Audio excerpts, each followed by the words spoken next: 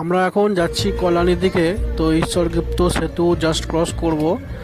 আর যারা বলছিল ঈশ্বরগুপ্ত সেতুতে টোল তোলা বন্ধ হয়ে গেছে, তাদেরখানেও একবার দেখিয়ে দেবো যে কত টাকা করে নিচ্ছে, সত্যি। তো দেখতে পাচ্ছেন আমরা চলে এসেছি। এই যে দেখছেন দাদারা পয়সা তুলছে আর আমাকে এই যে স্লিপ দিল।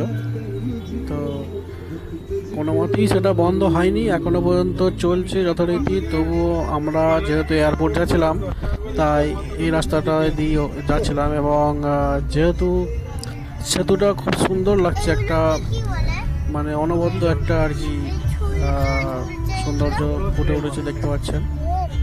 মানে এই ধারটায় আর কি সেতুটা তৈরি হচ্ছে, তাই যেসব ক্রেন ট্রেনগুলো লাগানোগুলো আছে এগুলোকে দারুণ লাগছে। তো আমরা দেখতে দেখতে এদিক দিয়ে যাচ্ছি। আর অপর প্রান্তে অবশ্যই খোলা নদী, সুন্দর একটা পরিবেশ।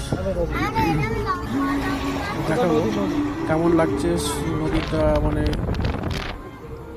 এত সুন্দর লাগছে। আর দেখতে পাচ্ছ রাস্তাটা খুব পরিষ্কার পরিচ্ছন্ন, আর একদিকে কনস্ট্রাকশনের কাজ চলছে। তো সব মিলিয়ে দারুণ লাগছে।